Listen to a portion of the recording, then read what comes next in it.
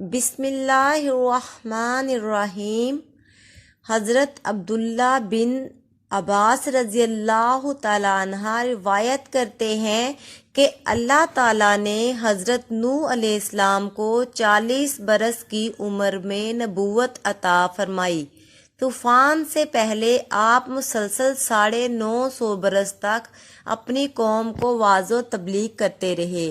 قرآن کریم میں اللہ تعالیٰ نے ارشاد فرمایا، اور ہم نے نوح علیہ السلام کو ان کی قوم کی طرف بھیجا تو وہ ان میں 50 برس کم 1000 برس رہے۔ یوں قرآنی تصریح کے مطابق ان کی عمر 950 برس سے متجاوز ہوئی۔ حضرت نوح علیہ السلام طویل عرصے سے ہم وقت تبلیغ دین میں مصروف رہنے کے باوجود اپنی قوم کی بے راہ روی پر بڑے دل گرفتہ رہتے۔ ان کی قوم انہیں طرح طرح کی اذیتیں دیتی، ان پر مصائب کے پہاڑ ڈھاتی، لیکن وہ صبر کرتے اور ان کے لیے دعائے خیر کرتے رہتے تھے۔ حضرت ابن عباس رضی اللہ تعالیٰ عنہ روایت کرتے ہیں کہ نبی کریم صلی اللہ علیہ وآلہ وسلم نے فرمایا، کسی نبی کو اپنی قوم کے ہاتھوں اتنی تکلیف اور اذیت نہیں پہنچی جتنی حضرت نوح کو پہنچی۔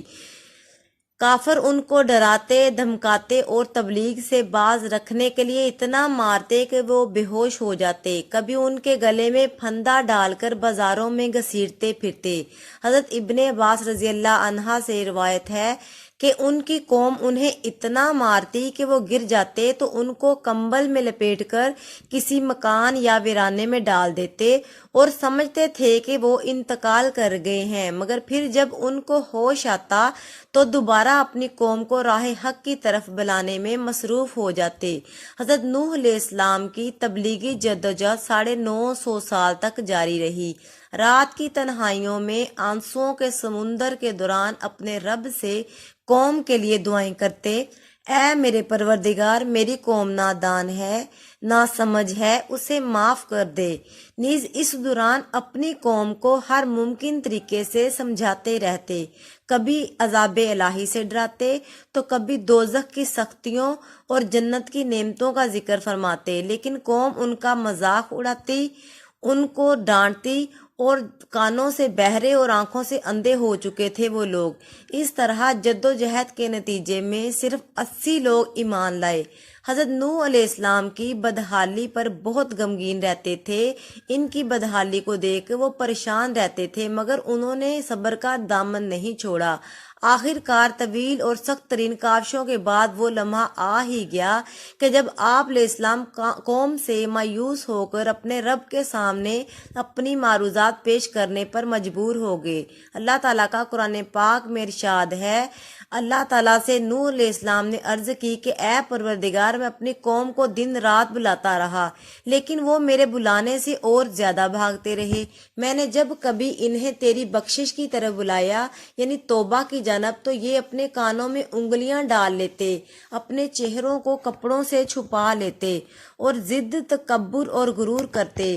میں نے ان کو اعلانیہ، خفیہ، غرض ہر طرح سے سمجھایا اور کہا کہ اپنے پروردگار سے معافی مانگو کہ وہ بڑا معاف کرنے والا ہے، وہ تم پر آسمان سے پانی برسائے گا، تمہارے مال و اولاد میں ترقی دے گا اور تمہیں باغ عطا کرے گا اور تمہارے لیے نہریں بہا دے گا۔ آخر تم کو کیا ہوا ہے کہ تم اللہ کی عظمت کا اعتقاد نہیں رکھتے، حالانکہ اس نے تم کو کئی طرح سے بنایا ہے؟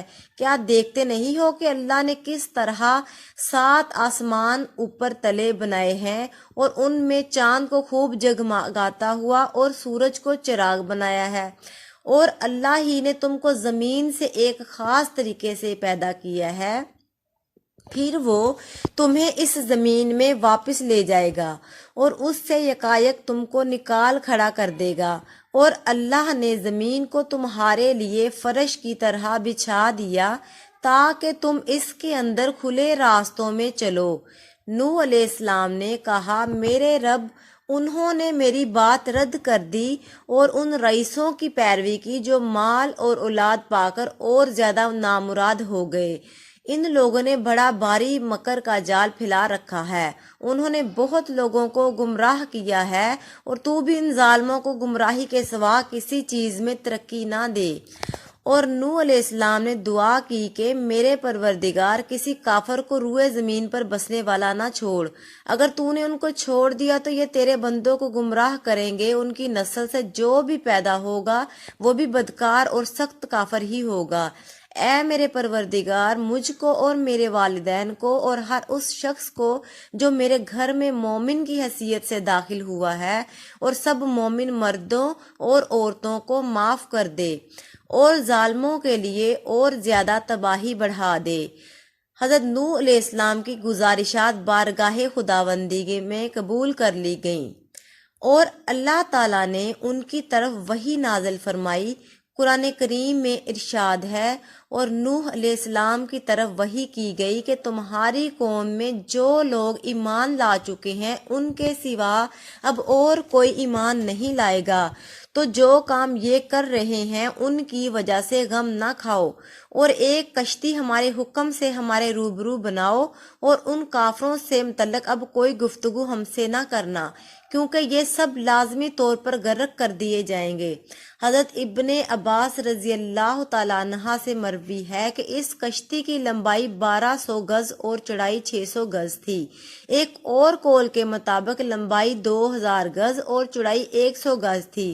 حضرت سوری رحمۃ اللہ فرماتے ہیں کہ حضرت نوح علیہ السلام کو کشتی کے اندرونی اور بیرونی حصوں میں تارکول اچھی طرح سے ملنے کا حکم ملا تھا، اور ہدایت کی گئی تھی کہ کشتی کے سامنے کا حصہ بلندی کو اٹھا ہوا ہو تاکہ وہ پانی کو چیر سکے۔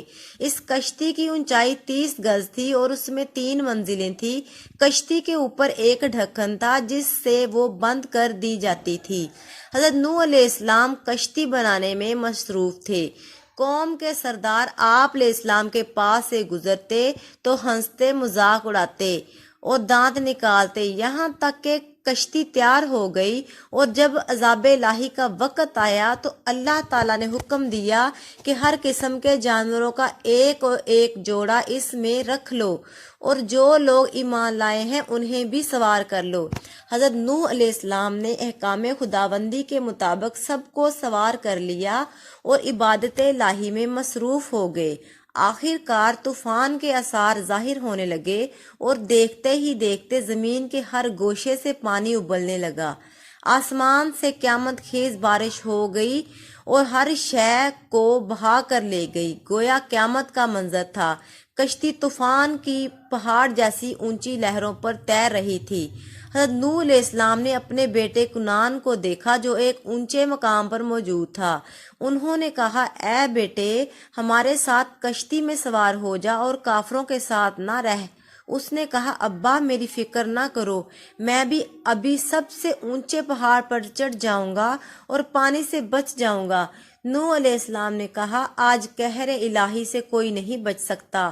اسی اثنا میں ان دونوں کے درمیان پانی کی ایک بڑی لہر حائل ہو گئی اور وہ غرق ہو گیا۔